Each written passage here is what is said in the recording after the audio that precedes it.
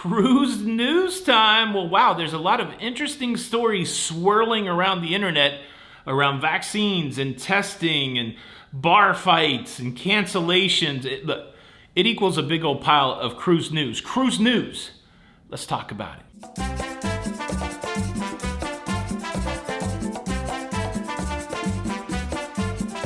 Hey, what's up, everybody? Welcome to Lido, Loca. I'm your host, Tony, here with the latest cruise news updates. Well, I'm on location today. I'm here in Miami, Florida. In just a few hours, I will be embarking on the Scarlet Lady, Virgin Voyages Scarlet Lady. I'm so excited. This is a cruise line that I've heard about for quite a while, and finally getting an opportunity to go on that cruise ship. I embark at 2:15 today, ready to show you guys around the Scarlet Lady. But we do have some cruise news swirling around the internet. The internet is abuzz, as it were. Let's start with what's probably the most popular story that I've been hit with. Michael Bailey, he is the CEO, the Chief Operating Officer for Royal Caribbean Group. That's the parent company of Royal Caribbean International, Celebrity, a couple other cruise lines. And he was on Royal Caribbean's Ovation of the Seas for the President's Cruise. And during a question and answer period, he was asked specifically about pre-cruise testing and specifically about the vaccine mandate. And we haven't heard a lot of these industry folks talking about pre-cruise testing, about vaccines. So it was really, significant that Michael Bailey came out and said something. Again, this is on the heels of the requirement for tests to be required to enter the United States for international travelers. A lot of us have been scratching our head, okay, if this is going to change, is anything going to change for cruising? And so they asked Michael Bailey, and he has a couple specific quotes. So I'm gonna read the quotes so I don't get it wrong. In regards to pre-cruise testing, Michael Bailey said this: "I think pre-cruise testing is going to be around for another couple months. We obviously want to go back to normal, but we're incredibly cognizant of our responsibilities to keep the crew, the communities, and our guests safe." And so that's it. I mean, that's of course, that's the hubbub. That's what's making the rounds on the internet. But according to Michael Bailey, he thinks that pre-cruise testing will be around for just another couple months. If that's true, could you imagine like 90 days from now not needing a test to go on a cruise ship? I know there's a lot of cruising going on in the fourth quarter, October, November, December. That would be exciting times if that's where we get to. But yeah, that's what he said about pre-cruise testing. And then when asked about the vaccine requirement, it's a little more complicated, right? He says, "The no vaccine question is a huge question that none of us knows the answer to. I'm skeptical that's going to change in the real short term. Many and most of the destinations that we visit require a high degree of vaccination, and they expect our crew to be vaccinated." So that's straight from the mouth of a major leader in the cruise industry, somebody who certainly has skin in the game, certainly somebody whose company's profitability is based on how people respond to answers to these questions. And so I guess the positive takeaway is that we may see the end of pre-cruise testing in the next few months, but I've strongly felt that the vaccine requirement is going to be around for a while. I haven't seen any indications that it's going away, and that is echoed there with what Michael Bailey says. So there's that. That's exciting, and I'm sure for people that are waiting for the vaccine mandate to go away, that's not exciting. But yeah, I guess good and bad news depending on where you are in the thing. How about that? Cruise news story number 2, an update on the Norwegian Sun. This is the cruise ship that ran into an iceberg there in Alaska, a small iceberg called a growler. After that cruise ship hit the iceberg, it made its way to Juneau, Alaska for further assessment. And upon assessment there in Juneau, it was decided that the cruise would terminate early, would be canceled early. Guests were being returned to Seattle with a compensation package. And then the next cruise, the June 30th sailing of the Norwegian Sun, also being canceled as they do repairs on that cruise ship. So a block of ice will definitely end a cruise or two. Again, fortunately nobody was injured and that kind of thing, but it is putting a hamper on people that were planning on cruising on the Norwegian Sun. Now, the Norwegian Sun's cancellation in Alaska, not the only Norwegian cancellation. Pride of America, the U.S. flagged Norwegian cruise ship that does around the island cruises in Hawaii, they're continuing to cancel people's cruises. They're not canceling the Pride of America cruises, they're limiting capacity on those cruises by canceling some of the passengers. Norwegian has said the way that they determine who gets canceled is based on who has paid for their cruise in full, a first come, first served type basis. So if you paid your cruise off in full first, you're going to have priority over somebody who paid their cruise off after you, or in that kind of thing. So also compensation going out, but Norwegian's staying committed to this idea that they're going to keep service up on that cruise ship. It looks like they're going to be sailing at about 40% capacity, where they planned on sailing at 50% capacity. But again, trying to balance the customer experience with having enough people on the cruise ship to make it viable. These cancellations were just announced, and these are 4 cruises in August. We saw them do the exact same thing with cruises in July. So it looks like a month-by-month evaluation whether or not they can run at a greater capacity on the Pride of America. I guess the fortunate thing is if you get your Hawaiian cruise canceled, all they have to say is aloha, because I believe that means hello and goodbye in the Hawaiian parlance.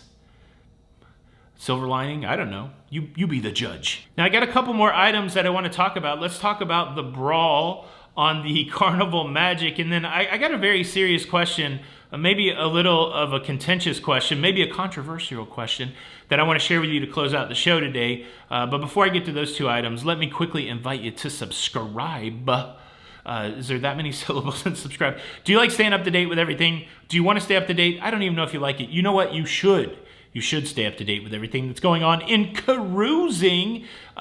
Be a part of that cruise life. I'm going to give you all of the deets on the daily, 12:15. You can see my smiling face for most days for sure. But the easiest way to do that is hit the subscribe button and the notification bell. It doesn't cost anything. It's the mechanism, as it were, the mechanism that YouTube uses to let you know that there's a new Lido, Loca cruise news show out. So yeah, if you want to, please do it. It's very helpful, and you become part of this broad community of cruisers known as the Locafam. What else can I say? We're trying to get to 18 million subscribers. I'm a boy with a dream. Help me out. Thank you. But is that begging enough? Somebody's like, why are you always begging for subscribers? Because I want my family to be larger. It's not that hard of an equation. Look, you did not receive because you did not ask. It's an old principle. I'm asking. All right, let's back to the cruise news. Thank you in advance. Carnival Magic. So Carnival, they got a nightclub. You looking at my girl? I don't know what the fight was about, but apparently on the way back, so the Carnival Magic has really helped Carnival round out its return to sailing. They're doing 14 cruise ports across the United States, more than any other cruise line. And New York City is an embarkation port for and disembarkation port for Carnival Cruise Line. Carnival Magic leaving out of there, doing some cruises to the Caribbean, doing some cruises to Bermuda. This, I believe, was an 8-day Caribbean cruise. And on the very last night, well, people got, they got a little aggressive, I guess, in the nightclub, and a brawl broke out. A fight broke out.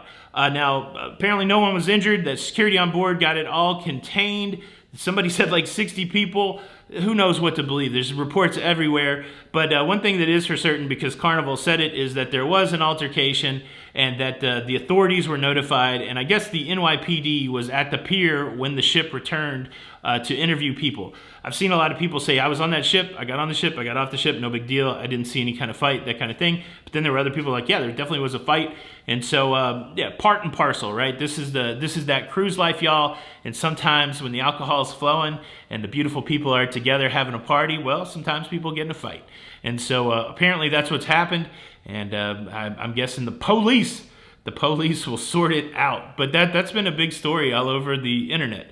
Now, the more important story to me than any of that, the pre-cruise testing or the fight on the Carnival Magic, is what is your thought? I had a big epiphany in my life. I had a big breakthrough.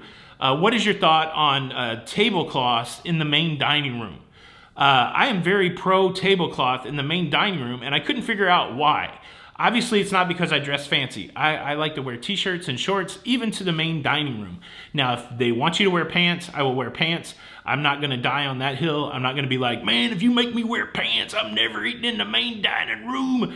I'm not that guy. But do you know that guy? I'm not that guy. But this is what I figured out. I think the reason that I like tablecloths in any situation is because I hate to deal with glass condensation. I think that's it. I had that epiphany while I was getting ready to do the show today. While I was taking a shower, I was like, why do I like tablecloths? I have an aversion, a real aversion, and my wife can attest to this, to condensation pooling up on a surface. So like if my coffee from Starbucks is condensating and it's pooling up on my desk, I got to have a coaster under there. If I'm out somewhere, I got to have a napkin under there. And the same thing, if my water at the dinner or my beer or whatever I'm drinking, if it is, if it's condensation pooling up on a table, it skeeves me out. I don't want to put my hand down in water. I don't want to put my phone down in water. I don't want to put my elbows down in water. I know you're not supposed to have your elbows on the table, but look, this is 2022. You can put your elbows on the table if you want. It's America. Yeah. I think that's it. I also don't like my plates to slide around on slick surfaces, but that's maybe a conversation I need to have with my therapist. Anyways, where do you stand on the whole tablecloth? Do you like it? Do you not like it? Let's dig deep into our souls today. Let's go to those places that we don't even want to talk about and try to understand why we are opposed to tablecloths or why we are pro tablecloths. And if you're somebody who's apathetic toward tablecloths, like, take a stand, man.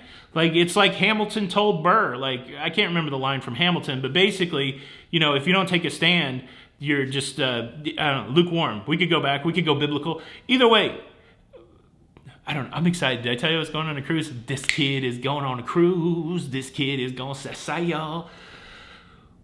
It's almost cruise day. Well, it is cruise day. It's almost embarkation time. Time for you to sound off. Let's get serious here. This is a serious cruise news program. How you doing? Where are we at? Comments. Leave a comment. Please do me a favor. Hit the like button. Show your support for the show by hitting the like button. And unfortunately, if you don't hit the like button, then your punishment will be this. Every drink that you have will condensate pools of water all over you, and you'll just be a wet, condensated mess. And nobody wants that. Am I right? Am I right? Hit the like button. It's just that easy. This is Tony for Lido, Loca, and until the next time, we'll see you on the Lido. Anybody see the Elvis movie yet? See, rider. Bye.